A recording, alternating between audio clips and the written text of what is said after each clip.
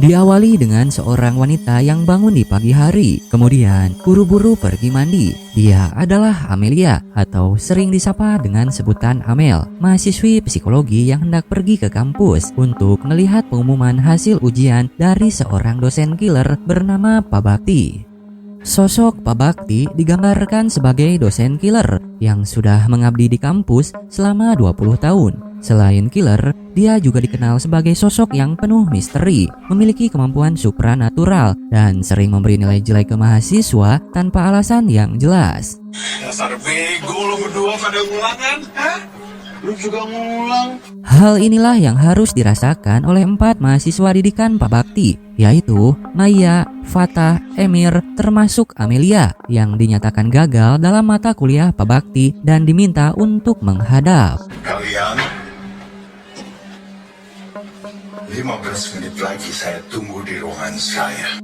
Sebelum menghadap Pak Bakti, 3 mahasiswa itu saling tukar cerita tentang kehidupan dosen killer itu. Diketahui ia tinggal seorang diri. Istrinya meninggal karena sebuah kecelakaan yang membuat Pak Bakti harus memakai tongkat kemana-mana. Sedangkan anak sematawayang Pak Bakti yang sangat disayangi juga telah meninggal karena bunuh diri akibat tekanan belajar terus-menerus dari Pak Bakti. Ia tidak diperbolehkan makan dan minum selama tugasnya belum selesai, walaupun sudah belajar selama berjam-jam. Aku udah ikutin semua kata Bapak. Aku capek, Pak. Kamu boleh keluar setelah selesai semua tugas kamu. Jangan bikin malu Bapak. Kamu mau bodoh? Tidak berguna. Kamu mau bodoh? Tidak berguna. Reza!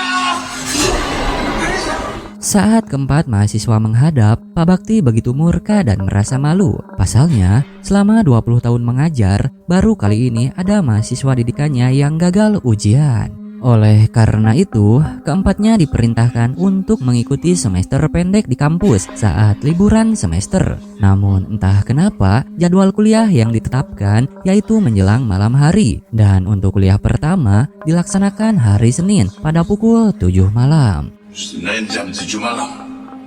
Bisa, Pak, bisa Pak. Sepulangnya dari kampus, Maya mendapatkan telepon dari sang ayah, di mana ia begitu kecewa kepada Maya karena gagal dalam mata kuliah psikologi dan harus mengikuti semester pendek untuk mengulang. Maya begitu depresi dan tertekan. Di kampus, ia mendapatkan dosen killer, dan di keluarga, ayahnya begitu keras kepadanya sampai-sampai ia harus mengkonsumsi obat penenang.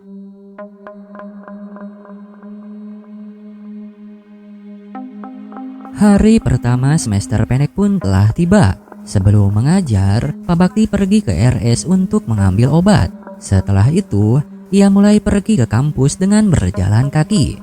Saat hendak menyeberang jalan, ia hampir keserempet sepeda motor, membuat boneka kesayangan yang selalu ia bawa terjatuh.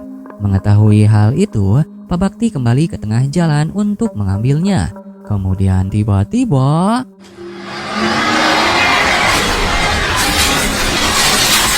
Pak Bakti mengalami kecelakaan tragis yang membuat nyawanya melayang. Scene kemudian berpindah kepada 4 mahasiswa yang akan mengikuti semester pendek dengan Pak Bakti. Mereka sengaja tiba lebih awal supaya tidak dimarahi. Namun sampai jam 8 malam, Pak Bakti yang ditunggu tak kunjung datang. Tumben banget Pak Bakti telat.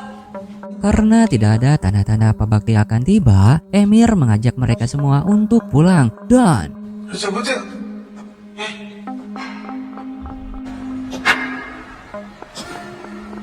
terdengar suara hentakan tongkat yang begitu jelas. Ya, Pak Bakti sudah tiba, menandakan mereka harus segera bersiap-siap karena pelajaran akan dimulai.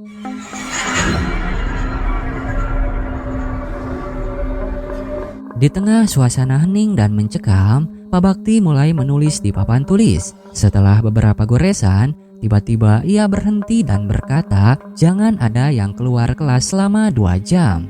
Setelah itu, Maya mengecek pesan di WhatsApp di HP-nya, di mana salah satu mahasiswa memberi kabar di grup kelas bahwa Pak Bakti sudah meninggal karena kecelakaan. Sontak, Maya terlihat begitu syok karena ketakutan. Ia pun segera memberitahu teman-teman yang ada di dalam kelas. Tak hanya itu, Fatah juga sampai melihat Pak Bakti di balik cermin. Kemudian tiba-tiba begitu terlihat jelas kaki Pak Bakti tidak menyentuh tanah. Ya, yang datang adalah arwah Pak Bakti. Karena sebelumnya ia pernah berkata bahwa ia merasa malu karena selama 20 tahun mengajar, baru kali ini ada mahasiswa yang gagal ujian sehingga arwahnya gentayangan. Mungkin sampai keempat mahasiswa ini lulus mata kuliahnya. Saat menoleh, sebagian wajah Pak Bakti hancur, membuat Maya begitu ketakutan dan segera cabut dari kelas. Ketika tiga yang lainnya hendak menyusul, Amel mengatakan bahwa hari sudah larut malam. Namun kemudian tiba-tiba, Sudah malam, Pak. Sudah malam? Atau sudah tahu?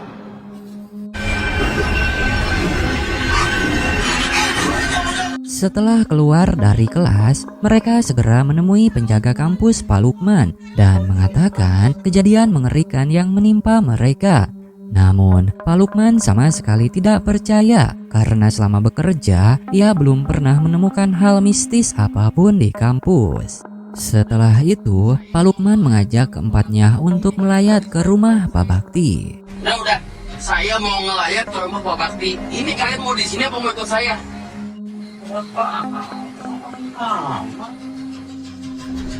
Setibanya di rumah Pak Bakti, suasana duka sedang menyelimuti. Namun nahasnya, tidak ada satupun dari pihak keluarga yang mengurus mayatnya. Kondisi Pak Bakti masih belum dikebumikan dan sangat terlihat jelas mukanya yang hancur karena peristiwa kecelakaan sebelumnya.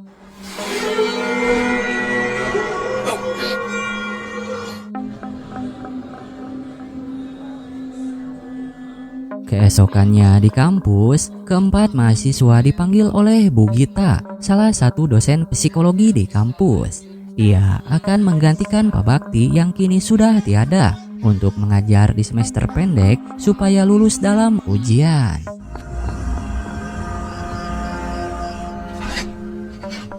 Namun di malam harinya, Bu Gita mendapatkan teror dari arwah Pak Bakti yang merasa tidak rela keempat mahasiswa didikannya akan diambil alih.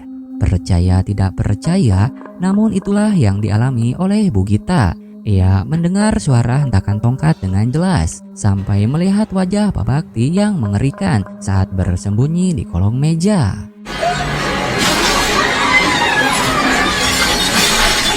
Dan pada akhirnya, Bu Gita tertimpa lemari yang membuatnya terluka parah saat menghindari arwah Pak Bakti. Keesokan paginya, Amel dan Maya mendatangi sekretariat himpunan mahasiswa untuk menanyakan informasi keluarga Pak Bakti. Namun, sampai saat ini belum ada informasi yang didapatkan, sehingga Amel akan membantu mencari informasi karena Amel tahu ia pernah tinggal dengan ibu dan anaknya dari foto saat ia melayat ke rumah Pak Bakti. Saat keluar dari ruangan hima dengan perasaan cemas, Maya kembali mendapatkan teror dari arwah Pak Bakti yang terus mengikutinya. Kemudian tiba-tiba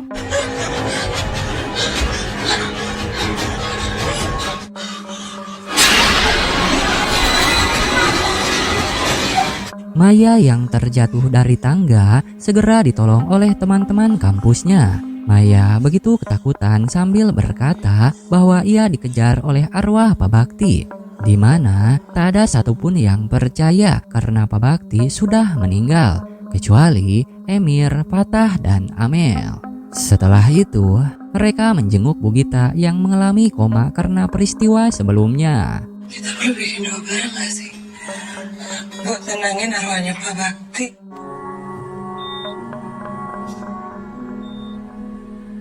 Maya mempunyai ide untuk melakukan doa bersama supaya arwah Pak Bakti bisa pergi dengan tenang. Maka dari itu, Amel mengajak mereka semua untuk menemui Pak Syarif.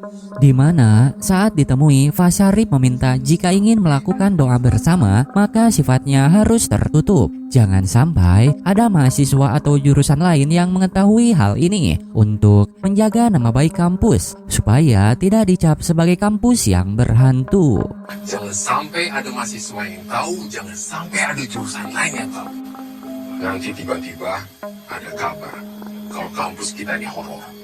Di malam harinya, doa bersama dilakukan di dalam kelas yang dipimpin oleh seorang ustadz.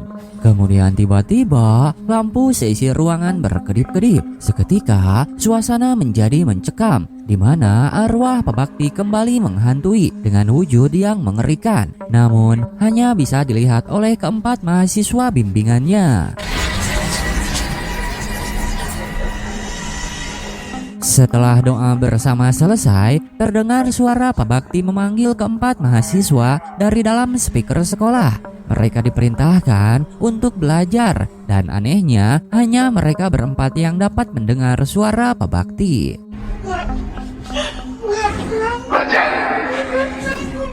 Selepas pulang ke rumah, Amel bertanya kepada ibunya mengenai arwah gentayangan, dengan jawaban bahwa ada urusan yang belum selesai di dunia yang menyebabkan arwah mereka tidak tenang.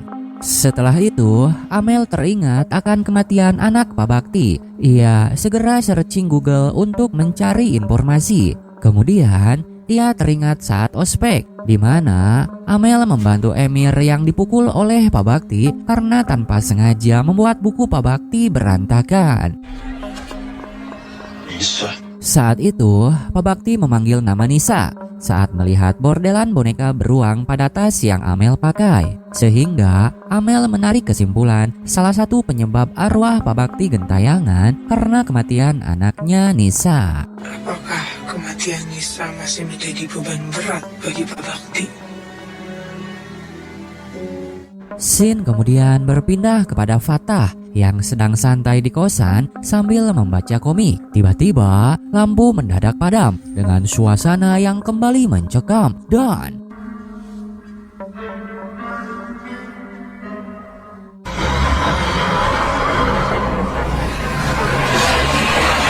sama halnya dengan Emir yang juga diganggu oleh arwah Pak Bakti. Ia diserang oleh buku-buku yang berterbangan sehingga ia memutuskan untuk sembunyi di bawah tempat tidur. Kemudian tiba-tiba Emir yang berteriak membuat Fatah menjemputnya, yang kebetulan mereka sama satu kosan. Di lain sisi, Maya yang mengidap depresi kembali dihantui oleh bayang-bayang arwah Pak Bakti. Obat penenang yang dikonsumsi seolah-olah kini tidak ada manfaatnya.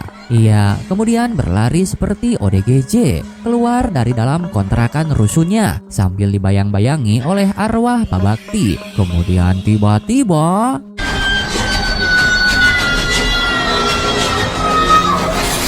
Maya terjatuh dari atas gedung kontrakan, persis seperti yang dialami oleh Nisa, membuat Maya meninggal saat itu juga. Kematian Maya membuat 3 mahasiswa terutama Amel begitu terpukul. Selama ini, mereka tidak mengetahui bahwa Maya mengidap depresi. Mereka sangat menyesal sebab tidak ada yang mau mendengarkan keluh kesah Maya, menyebabkan ia mengalami gangguan mental. Di dalam kontrakan Maya, Amel menemukan coretan di buku bergambar tongkat Pak Bakti yang membuat mereka percaya bahwa kutukan dari Pak Bakti itu memang benar-benar terjadi. Pak Bakti tidak akan berhenti gentayangan sampai mereka lulus atau sampai mereka mati. Karena kita udah dikutuk sama Pak Bakti, ini kutukan buat kita.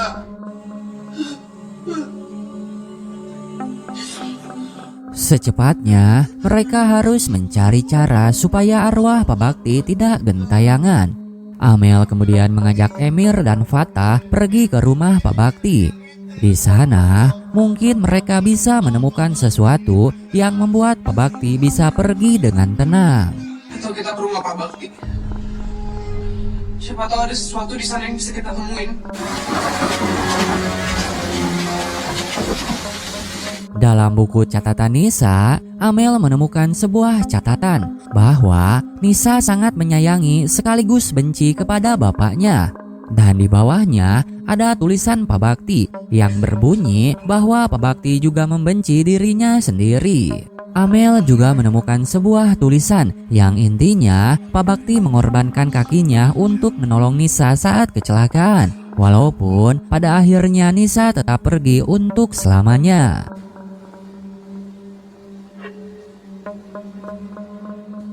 Nemu sesuatu nggak? Di lain sisi, Fatah yang ada di tempat lain dihampiri oleh Amel. Namun, ia bukanlah Amel yang asli. Dengan muka pucat dan menyeramkan, membuat Fatah sangat ketakutan. Nyatanya, itu adalah arwah Pak Bakti. Fatah segera keluar sambil menjerit, disusul oleh yang lainnya. Di luar, ia bertemu dengan Kiki, sang ketua himpunan mahasiswa yang tidak setuju dengan apa yang telah ketiga mahasiswa itu lakukan di rumah Pak Bakti. Tapi kalian tuh sadar gak sih? Lakuan kalian tuh udah gak ada yang masuk akal tuh. Ia anggap kematian Maya dan musibah yang menimpa Bugita tidak ada sangkut pautnya dengan Pak Bakti.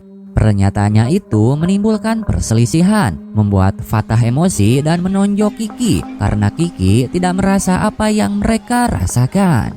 Cabut lu. Cabut!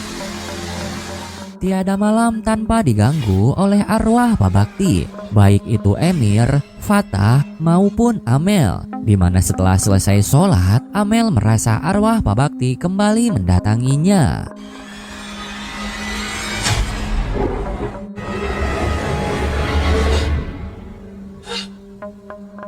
Jika hal ini terus dibiarkan, bisa-bisa mereka juga menjadi depresi seperti Maya dan menjadi korban selanjutnya arwah Pak Bakti. Mungkin satu-satunya cara supaya kutukan Pak Bakti menghilang yaitu dengan kembali ke kelas malam Pak Bakti untuk mengikuti pelajarannya dan jangan keluar kelas sampai pelajaran selesai.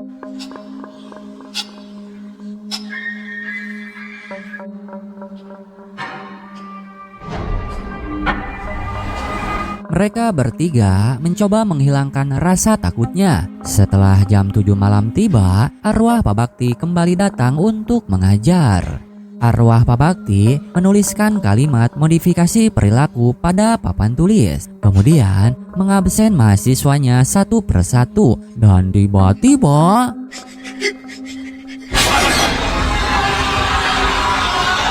Fatah yang paling penakut melihat sosok wajah Pak Bakti yang menyeramkan, membuatnya keluar dari kelas sehingga arwah Pak Bakti mengejarnya.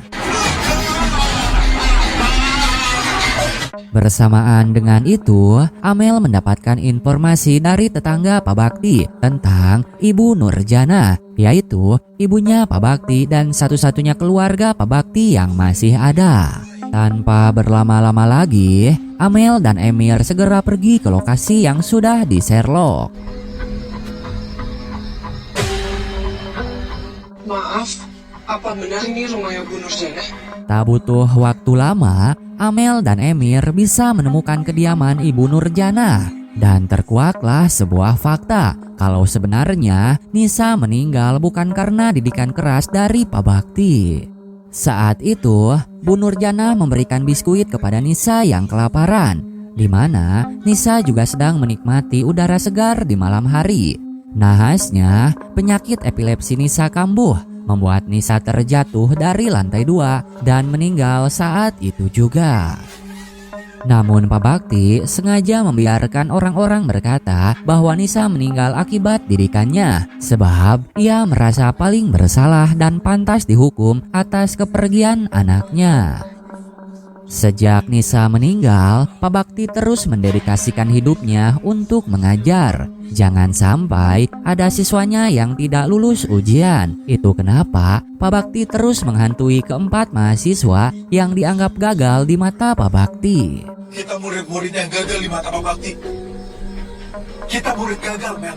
Dan saat ini Amel tahu kalau satu-satunya cara supaya arwah Pak Bakti bisa tenang yaitu meyakinkan Pak Bakti bahwa Nisa meninggal bukan karena perbuatannya.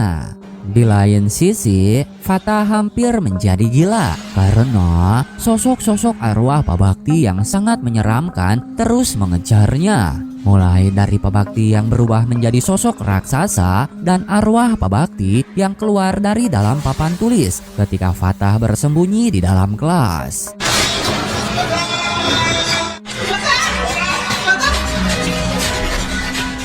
Saat Emir dan Amel kembali, untungnya nyawa Fatah masih bisa tertolong. Dan kini Emir yang diganggu. Ia dipukuli oleh arwah Pak Bakti karena telah keluar kelas sebanyak 2 kali. Di dunia nyata, Emir terlihat memukuli dirinya sendiri. Namun di dunia lain, arwah Pak Bakti lah yang sedang memukulinya sampai berdarah-darah. Setelah itu, Emir dan Fatah berkelahi karena satu sama lainnya melihat bahwa mereka adalah arwah Pak Bakti. Amel juga tak luput dari sasaran arwah Pak Bakti. Saat itu, ia berupaya meyakinkan Pak Bakti bahwa kegagalan mereka berempat dan kematian Nisa bukan salah Pak Bakti. Ini semua bukan Papa.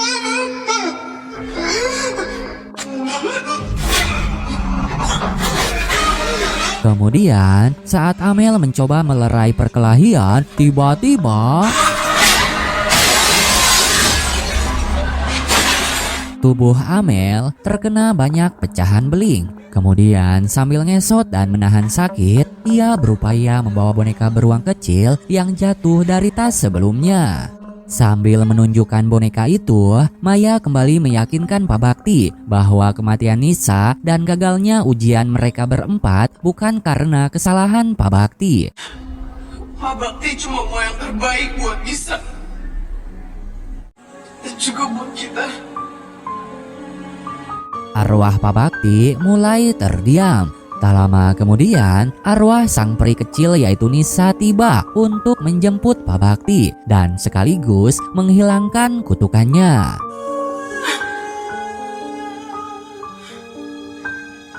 Kini, Pak Bakti sudah memaafkan mereka semua dan pergi bersama Nisa ke alam seharusnya mereka berada.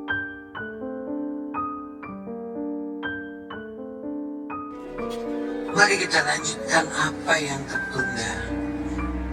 Untuk menunjukkan wujudnya dan menembus dimensi, diperlukan energi yang besar. Pak Bakti memiliki semua itu, dedikasi, ambisi, dan cinta. Sayangnya, dedikasi yang lebih membuat Pak Bakti menjadi dosen killer di mata mahasiswa. Kehilangan Maya karena depresi dan ketakutan adalah kegagalan Amel sebagai sahabat. Namun, hidup harus tetap berjalan demi dedikasi dan cinta. Sebagaimana Amel belajar dedikasi dari Pak Bakti, hingga akhir hayat dia ingin menyelesaikan tugasnya sampai tuntas.